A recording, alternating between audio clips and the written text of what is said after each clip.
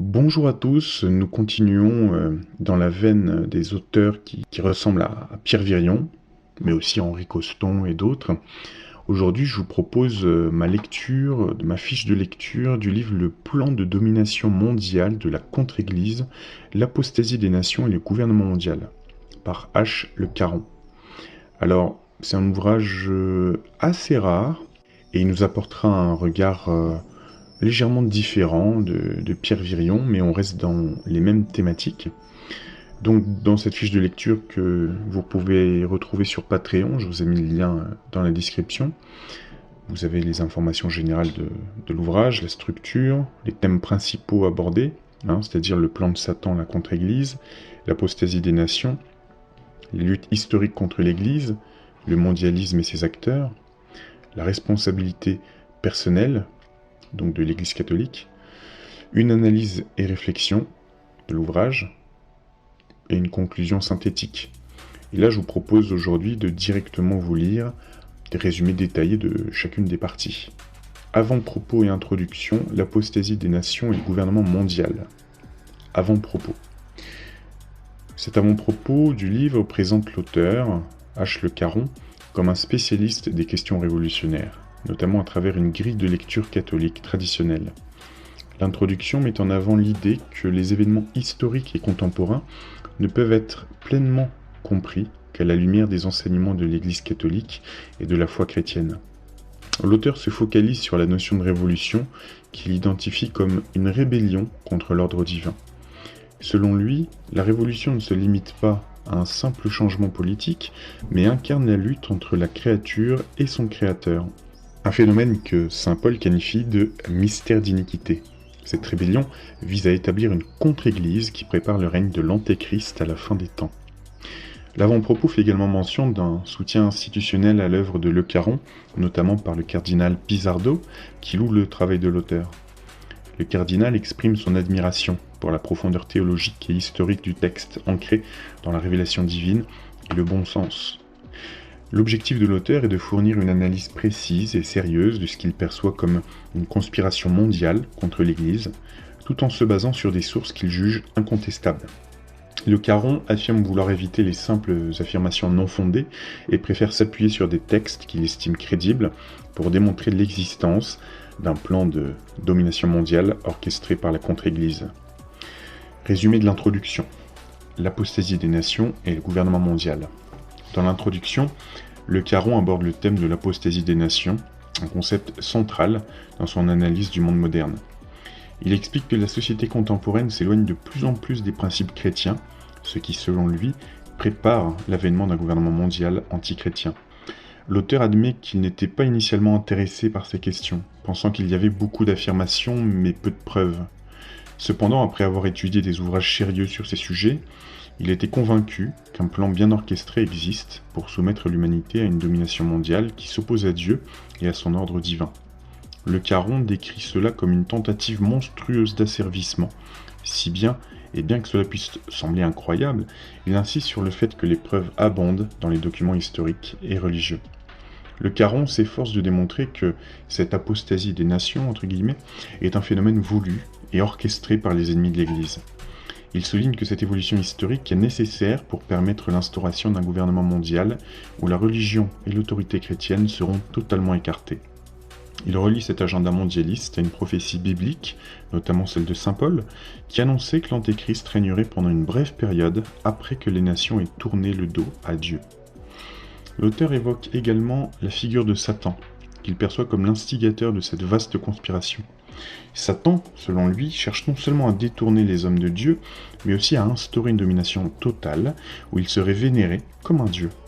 Le Caron fait référence aux Écritures pour illustrer son point, citant des passages où l'Antéchrist s'assoit dans le sanctuaire de Dieu et se présente comme s'il était Dieu lui-même. L'introduction se termine en affirmant que cette apostasie n'est pas un simple événement conditionnel, mais une prophétie inéluctable. L'auteur insiste sur le fait que les croyants doivent se préparer à une période de domination mondiale par des forces opposées à la chrétienté, une période qui précédera le retour du Christ et la destruction de l'Antéchrist. Ces deux sections donc permettent de poser les bases de la réflexion de Le Caron, qui voit dans l'histoire moderne une lutte cosmique entre le bien, représenté par l'Église, et le mal, incarné par la contre-Église. Selon lui, cette lutte est liée à une conspiration mondiale visant à instaurer un gouvernement mondial sous la houlette de l'Antéchrist, précédé par l'apostasie des nations chrétiennes. Résumé de la partie « Le plan de Satan sur le monde ». Dans cette section, Le Caron expose ce qu'il décrit comme un plan élaboré par Satan pour dominer le monde. Selon l'auteur, ce plan est en cours de réalisation à travers une série d'actions orchestrées par des forces spirituelles et humaines. La réalité de Satan et des légions infernales. Le Caron commence par affirmer avec certitude l'existence de Satan et de ses légions infernales. Il s'appuie sur les épîtres de saint Paul, qui avertissaient que la lutte des croyants n'est pas seulement contre la chair et le sang, mais aussi contre les puissances et les dominations spirituelles qui gouvernent ce monde obscur. Le Caron rappelle que pour les catholiques, la réalité de Satan ne peut être niée, car elle est attestée dans les Écritures, par les saints, les papes et Jésus-Christ lui-même. Le rôle de Satan et son Église. L'auteur introduit ensuite le concept de la contre-Église, qui selon lui est dirigée par Satan. Il cite les paroles du père Matthieu, un exorciste reconnu, qui décrivait l'immense pouvoir de Satan et son influence sur le monde actuel. Ce dernier souligne que Satan non seulement dispose de son propre royaume spirituel, mais qu'il a aussi des armées humaines qui le servent consciemment ou inconsciemment. Le Caron indique que la prière à Saint Michel Archange, ordonnée par le pape Léon XIII pour combattre ces forces, a été supprimée, preuve selon lui de la victoire temporaire de Satan. Le plan de domination de Satan. Selon H. Le Caron, il est inconcevable que Satan, étant donné sa puissance et sa haine envers Dieu et l'humanité, n'ait pas établi un plan de domination mondiale. Ce plan, selon lui, vise deux objectifs principaux. Perdre les âmes que Jésus-Christ a rachetées par son sacrifice, se faire adorer comme Dieu, une ambition qui constitue l'apogée de ce qu'il appelle l'inversion satanique. Satan, dans son orgueil, veut être adoré par la créature humaine à la place de Dieu. Et petite parenthèse, comment est-ce qu'il réussirait à séduire ? C'est en donnant des satisfactions matérielles à l'homme pour se faire aimer. Fin de la parenthèse. L'Antéchrist. L'auteur lie ce plan à la figure de l'Antéchrist évoquée dans la seconde épître aux Thessaloniciens. Il décrit cet Antéchrist comme un homme possédé par Lucifer, qui sera doté de tous les pouvoirs politiques, économiques, culturels et religieux. Cet homme imposera une dictature mondiale, et ceux qui refuseront de se soumettre seront persécutés. Le Caron fait également référence au livre de l'Apocalypse, précisant que nul ne pourra survivre sans la marque de la bête. C'est un petit peu, petite parenthèse, ce qui est dit dans le film Early Warning de 1981. On pourrait traduire par premier avertissement. J'avais traduit les sous-titres de ce film il y a quelques années, et à un moment, il y a le conférencier qui dit que tout le monde aura la marque de la bête, et il montre sa main avec un tatouage marqué 666. Fin de la parenthèse. Prophétie biblique. Le Caron soutient que la réalisation de ce plan est confirmée par les prophéties bibliques. Il rappelle que selon saint Paul, l'Antéchrist apparaîtra après une grande apostasie. Ce règne de Satan et de l'Antéchrist, bien que bref, sera un temps de grande tribulation pour l'humanité. Toutefois, l'auteur insiste sur le fait que cette domination satanique est temporaire et qu'elle sera finalement anéantie par Dieu. Choisir son camp. Un thème qui est important dans cette partie, c'est le besoin impératif pour chaque personne de choisir un camp dans cette lutte spirituelle. Le Caron cite les évangiles, Saint Luc 15, verset 23, où Jésus déclare « Celui qui n'est pas avec moi est contre moi ». Selon lui, il n'existe aucune neutralité dans cette bataille entre le bien et le mal, entre la vérité et le mensonge. L'auteur met en garde contre ceux qui choisissent de se ranger du côté de Satan, car leur fin sera la damnation éternelle. D'ailleurs, petite parenthèse, un des espoirs en 2024, c'est vous ne vous apercevez pas que ceux qui ont choisi le camp du mal, c'est-à-dire arnaquer les gens, les trahir, etc., ou choisir uniquement l'argent, ces gens-là, on sent qu'ils accélèrent leur vice, et inconsciemment, je pense qu'ils sentent que c'est la fin pour eux. Alors, ça ne veut pas dire que... comment dire, l'arc-en-ciel a pris la pluie et pour maintenant là, mais ils vont continuer à... Mais la force avec laquelle ils se répandent dans le vice, je trouve que c'est un indice du fait que ils sentent inconsciemment que c'est la fin pour eux. Donc ils accélèrent tout pour profiter. Ok ? Je continue. Les avertissements bibliques et leur inévitable réalisation. Pour conclure cette partie, l'auteur rappelle les avertissements donnés dans l'Ancien Testament, notamment dans le livre de la Sagesse, 2, 23-24, où il est dit que la mort est entrée dans le monde par l'envie du diable. Le Caron souligne que cette prophétie, qui annonce la montée de Satan au pouvoir pour un temps limité, ne peut être changée par des prières ou des pénitences. Il présente cet événement comme une certitude prophétique, une inévitable étape de l'histoire avant que Dieu ne rétablisse son règne sur terre. Résumé de la partie « La lutte des deux églises ». Dans cette section, le Caron explore un thème central de son livre, la lutte perpétuelle entre deux forces spirituelles majeures, qu'il qualifie de l'église véritable, l'église catholique, et la contre-église, force opposée à Dieu et dirigée par Satan. Cette lutte, selon lui, façonne l'histoire du monde et explique les crises sociales, politiques et religieuses. Contexte de la lutte spirituelle. L'auteur ouvre cette partie en affirmant que l'histoire de l'humanité se structure fondamentalement autour de la lutte entre ces deux églises. Il reprend la notion biblique du mystère d'iniquité, un petit peu comme fait Pierre Virion, dans son ouvrage qui a ce titre. Un concept mentionné par saint Paul qui désigne l'opposition permanente entre les forces du bien représentées par l'Église catholique, le corps mystique du Christ, et les forces du mal, la contre-église dirigée par Satan. Le Caron insiste sur le fait que cette opposition n'est pas simplement idéologique ou politique, mais profondément métaphysique et spirituelle. Lutte des deux cités. Il fait ensuite référence à saint Augustin, l'un des plus grands penseurs de l'Église, qui a décrit cette lutte dans son ouvrage La Cité de Dieu. Saint Augustin parlait de la lutte entre deux cités, l'une inspirée par l'amour de Dieu, la Cité de Dieu qui représente l'Église, et l'autre née de l'amour-propre et de la révolte contre Dieu, la cité terrestre qui représente la contre-Église. Cette confrontation des deux cités a traversé l'histoire et se manifeste dans les événements majeurs des derniers siècles. Le combat des deux étendards. Saint Ignace de Loyola, fondateur des Jésuites, est également mentionné pour avoir présenté cette lutte sous la forme du combat des deux étendards. D'un côté le drapeau du Christ et de l'autre celui de Satan. Les hommes doivent choisir sous quel étendard ils veulent se ranger. Le Caron reprend cette image pour souligner que le choix est absolu. On ne peut rester neutre dans cette bataille spirituelle. La révolte de Lucifer et la déification de la créature. Le cardinal Pi, alors je pense que j'ai oublié là de mettre le chiffre et je me souviens plus. Est-ce que c'est Pi premier ? Je sais plus. Une figure influente du 19e siècle est également citée pour avoir analysé en profondeur la révolte de Lucifer. Selon cette perspective, Lucifer, se sentant offensé par la supériorité que Dieu accordait à l'humanité par l'incarnation du Christ, a refusé de se soumettre à l'ordre divin. Dans son orgueil, il a opposé le droit naturel à la grâce divine. En rejetant le mystère de l'incarnation, Lucifer a préféré se défiler lui-même et se déifier, pas se défiler, et exalter la nature humaine au-dessus de la grâce. Le Caron affirme que cette tentative de domination luciférienne se manifeste par la révolte de la nature humaine contre la grâce divine.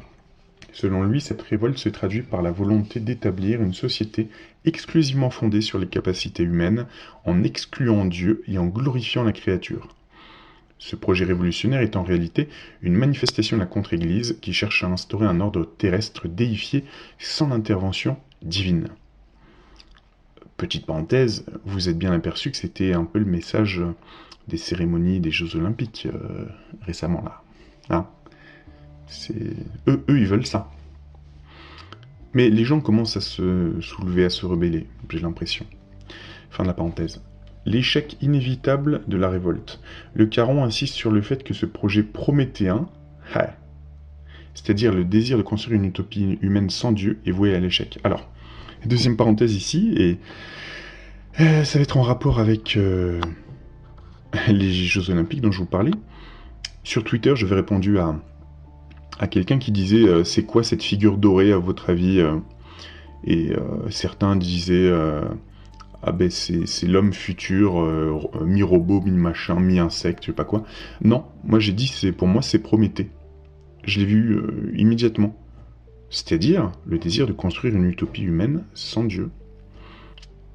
Alors pour aller un petit peu plus loin dans le mythe de Prométhée, si je ne dis pas de bêtises, il s'est rebellé contre son père Zeus, et il s'est rebellé contre les élites du ciel, un petit peu totalitaires dans le mythe, et il voulait donner la lumière ou le feu à l'homme. Mais on peut voir ça également comme le fait d'essayer de donner à l'homme directement une parcelle divine pour retirer de l'influence à Dieu et que l'homme soit lui-même déifié. On peut voir ça comme ça. Hein. Fin de la parenthèse. Il cite les paroles du Christ qui a affirmé « Sans moi, vous ne pouvez rien faire ». Jean 15, verset 5. Cette tentative de créer un paradis terrestre en rejetant l'ordre divin conduira inévitablement à la catastrophe et à l'esclavage. L'auteur se réfère à l'idée chrétienne que seule la vérité peut rendre les hommes libres. Jean 8, 32. Sous-entendant que la contre-église conduit à la servitude spirituelle. Des forteresses abattues. L'auteur explique que pour parvenir à instaurer un gouvernement mondial, la contre-église a dû abattre certaines forteresses temporelles et spirituelles.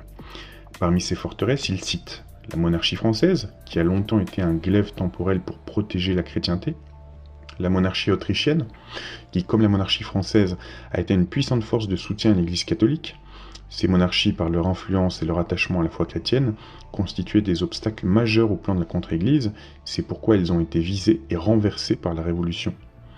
Et oui, petite parenthèse, quand vous voyez ce qu'était l'Empire austro-hongrois jusqu'à une certaine époque, et que ça a été démantelé, aujourd'hui, qu'est-ce qui reste de l'Autriche ? Enfin, c'est un tout petit pays. Qu'est-ce qui reste de la Hongrie ? C'est un petit pays isolé. Et il y avait aussi une partie de la Yougoslavie, etc. Je continue. La stratégie de la contre-église. Le Caron souligne que la contre-église n'a pas seulement agi sur le plan temporel, mais aussi sur le plan spirituel. Elle a infiltré l'église catholique elle-même, cherchant à la corrompre de l'intérieur. L'objectif ultime de la contre-église est d'amener une apostasie générale où même les nations autrefois chrétiennes renonceraient à leur foi. Cette apostasie préparerait le terrain pour le règne de l'Antéchrist et l'établissement d'un gouvernement mondial dirigé par Satan. Et il y a là une petite différence avec Pierre Virion. Lui ne dit pas gouvernement mondial dirigé par Satan. Peut-être qu'il le pense, mais il ne l'écrit pas en tout cas. Je continue. Résistance de l'Église véritable. Malgré ces attaques, Le Caron affirme que l'Église catholique reste le corps mystique du Christ et qu'elle est dotée de promesses d'éternité. Même si elle peut être affaiblie, persécutée ou infiltrée, elle ne pourra jamais périr, car elle est protégée par les promesses divines. L'Église, bien que malmenée dans l'histoire, continuera de survivre et de combattre jusqu'à la victoire finale du Christ sur l'Antichrist. Résumé de la partie 3, les forteresses que l'ennemi de Dieu a dû abattre et celles qu'il doit encore renverser pour parvenir à instaurer un gouvernement mondial. Introduction de la partie, les forteresses que l'ennemi de Dieu a dû abattre. Dans cette section, Le Caron explique que pour instaurer un gouvernement mondial, Satan et ses forces, la contre-église, a dû abattre des structures de pouvoir et d'influence qui défendaient l'ordre chrétien. Ces structures, qu'il appelle des forteresses, représentaient des obstacles majeurs à l'établissement d'une domination mondiale. L'auteur affirme que la contre-église a déjà réussi à détruire certaines de ces forteresses, notamment les monarchies chrétiennes en Europe, et qu'elle continue de travailler à renverser la principale forteresse spirituelle, l'Église catholique. Alors, petite parenthèse, ça a commencé avec Jules Ferry, et ça a continué avec la loi de séparation de l'Église et de l'État. Alors, je ne veux pas dire que, du tout, que l'éducation nationale gratuite et pour tous soit une mauvaise chose, pas du tout. C'est juste que à partir de cette époque de Jules Ferry et jusque dans les années 60 peut-être, 1960, on peut dire que l'éducation nationale était vue comme par beaucoup de gens, surtout en province, comme le fait d'arracher les enfants à leur famille, qui en général aidaient leurs parents à travailler à la ferme ou autre, ou bien aussi une tentative d'arracher les enfants à l'enseignement du précepteur. En général, c'était un prêtre qui qui passaient pour éduquer les enfants. Donc, on ne dit pas que c'est mauvais, on dit que c'était déjà une tentative de retirer l'autorité de l'Église catholique, bien évidemment. Fin de la parenthèse. 1. La chute de la monarchie française. Le Caron considère la monarchie française comme l'une des plus importantes forteresses à abattre pour la contre-Église, car elle incarnait le principe chrétien de soumission de l'État à Dieu. Un petit peu comme les républiques islamiques ou d'autres pays. La Révolution française a été, selon lui, orchestrée par des forces hostiles à l'Église catholique et à la royauté chrétienne. Révolution comme sédition organisée. Le Caron décrit la Révolution française comme une sédition haineuse qui a cherché à détruire l'ordre social en renversant le roi, la noblesse et en persécutant l'Église. Il cite le pape Pie VI qui voit dans la Révolution le fruit d'une préparation intellectuelle et idéologique par des groupes antichrétiens, notamment les calvinistes et la philosophie des Lumières. Influence des sociétés secrètes. Le Caron accuse les sociétés de pensée et les loges maçonniques d'avoir joué un rôle central dans la Révolution française.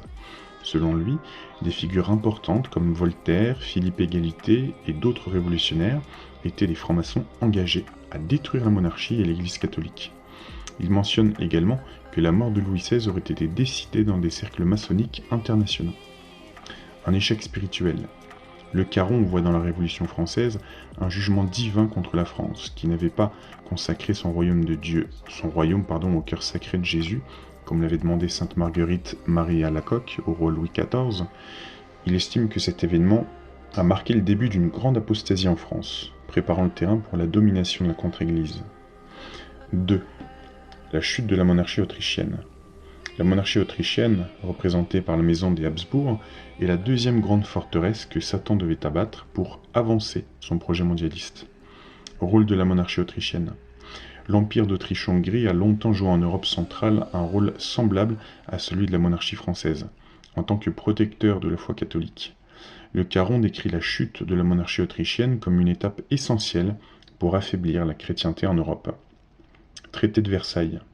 Le Caron affirme que la chute de l'Empire austro-hongrois a été consommée par le traité de Versailles à la fin de la Première Guerre mondiale, un traité qu'il considère comme le fruit des décisions prises par les convents maçonniques de Paris en 1917. Ces traités ont divisé l'Empire en plusieurs petits États, facilitant leur prise de contrôle par des forces communistes ou maçonniques.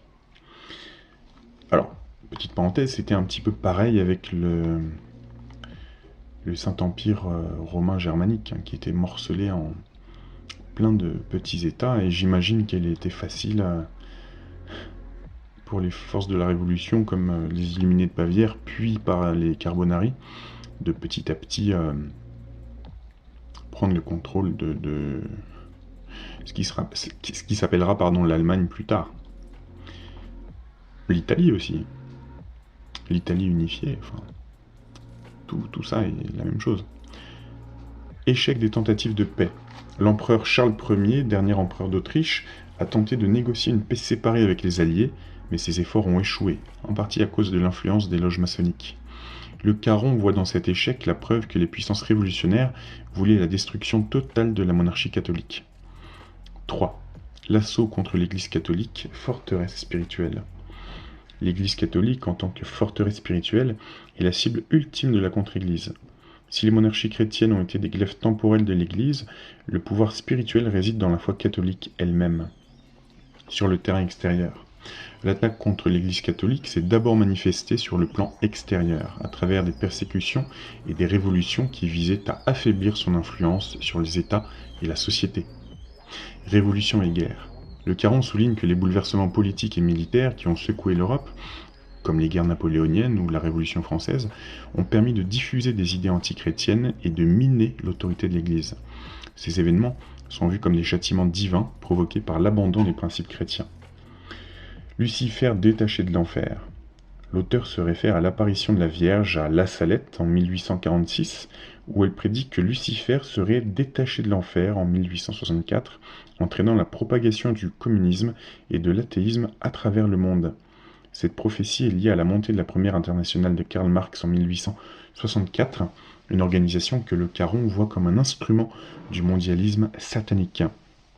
L'attaque au sein même de l'Église.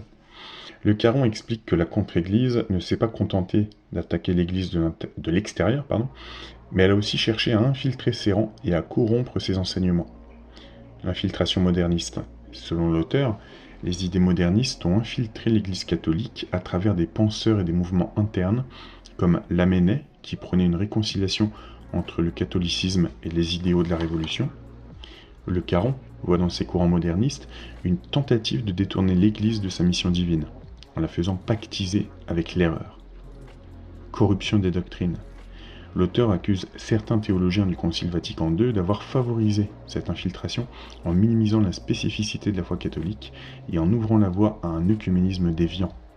Ce processus est vu comme une manifestation de la contre-Église qui travaille à diluer la vérité catholique pour préparer l'apostasie générale et le règne de l'Antéchrist. Résumé de la partie 4, le mondialisme et ses troupes. Introduction, le mondialisme et ses troupes. Dans cette partie, Le Caron expose sa thèse selon laquelle le mondialisme, qu'il voit comme un projet de domination mondiale, est porté par deux grandes forces, le mondialisme soviétique et le mondialisme occidental. Selon l'auteur, ces deux formes de mondialisme, bien qu'apparemment opposées, ont une origine commune et sont manipulées par des forces occultes visant à instaurer un gouvernement mondial. 1. Le mondialisme soviétique. Le Caron décrit le mondialisme soviétique comme un projet d'expansion du communisme à l'échelle mondiale. Ce projet est soutenu par l'idéologie marxiste-léniniste qui cherche à abolir les États-nations et à instaurer une dictature mondiale du prolétariat. Expansion du communisme. L'auteur affirme que le communisme, dès sa création, a été conçu comme un mouvement mondialiste. Il évoque le témoignage de Boris Bajanov, ancien secrétaire de Staline, qui aurait expliqué que l'objectif ultime de l'Union soviétique était la révolution mondiale. Lutte contre la religion. Le Caron souligne que l'un des aspects fondamentaux du mondialisme soviétique est son antagonisme avec la religion, en particulier la religion chrétienne, qu'il cherche à détruire pour établir un ordre purement matérialiste et athée. 2. Le mondialisme occidental. Le mondialisme occidental, selon l'auteur, est porté par des élites économiques et politiques des pays capitalistes. Il diffère du mondialisme soviétique dans sa forme, mais partage le même objectif de domination mondiale. Pouvoir économique et financier. Le Caron accuse des institutions comme les grandes banques internationales et les organismes financiers, comme le FMI et la Banque mondiale, de participer à un projet mondialiste en contrôlant l'économie mondiale. Ces institutions favoriseraient la centralisation du pouvoir économique entre les mains de quelques élites. Démocratie et capitalisme. Il voit dans la promotion de la démocratie libérale et du capitalisme globalisé une façade derrière laquelle se cache le projet d'unification du monde sous un nouvel ordre mondial contrôlé par des élites financières et industrielles. Le mondialisme occidental, contrairement au soviétique, ne se présente pas comme une révolution violente, mais comme un processus d'unification économique et politique. 3. Les déclarations d'hommes bien informés qui révèlent une intention mondialiste. Dans cette sous-partie, le Caron cite plusieurs déclarations de personnalités influentes qui, selon lui, révèlent l'existence d'un projet mondialiste concerté. Il mentionne des hommes d'affaires, des politiciens et même des penseurs qui ont évoqué la possibilité ou la nécessité d'un gouvernement mondial pour résoudre les problèmes du monde. Il soutient que ces déclarations sont des preuves que le mondialisme n'est pas une simple théorie, mais un plan réel en cours d'exécution. Donc, je vous invite à parcourir l'ouvrage lui-même, où il y a toute une liste des personnes impliquées. 4. Les grands organismes occidentaux. Le Caron détaille ensuite le rôle des grands organismes internationaux occidentaux dans la promotion du mondialisme. Ces organisations, comme l'ONU, l'OTAN, le FMI ou la Banque mondiale, sont décrites comme des instruments utilisés pour centraliser le pouvoir à l'échelle mondiale. Objectif de contrôle global. Ces organismes sont perçus comme des structures visant à diluer la souveraineté des nations et à promouvoir une gouvernance mondiale sous prétexte de résoudre des problèmes globaux comme les conflits, la pauvreté ou le changement climatique. C'est dingue, l'auteur avait compris ça il y a plusieurs décennies quand même. Ouais. 5. S'agit-il de simples coïncidences? Le Caron se demande ensuite si tous ces événements et structures sont le fruit du hasard ou d'un projet concerté. Il rejette l'idée que tout cela pourrait être fortuit et soutient que la convergence des actions entre les élites occidentales et soviétiques en faveur d'un gouvernement mondial démontre l'existence d'un plan coordonné. Pour lui, Il ne s'agit pas de coïncidence, mais de signes clairs d'un projet mondialiste. 6. Le sionisme et l'intervention américaine en 1917 au cours de la Première Guerre mondiale. Le Caron explore ensuite le rôle du sionisme et de l'intervention américaine dans la Première Guerre mondiale. Il affirme que l'entrée des États-Unis dans la guerre en 1917 aurait été influencée par des forces sionistes qui cherchaient à obtenir un soutien international pour la création d'un État juif en Palestine. Déclaration Balfour. Il relie cet événement à la déclaration Balfour qui promettait un foyer national pour les Juifs en Palestine et suggère que cette déclaration faisait partie d'un plan plus vaste visant à influencer l'équilibre mondial. Je vous propose d'arrêter ici pour cette lecture de ma fiche de lecture du plan de domination mondiale de la contre-église par le Caron. Il reste environ 4 pages dans la fiche de lecture pour rentrer encore plus dans le détail des sections suivantes. Je vous mets aussi le lien de l'ouvrage en description et je vous dis à bientôt pour explorer d'autres auteurs ou d'autres ouvrages.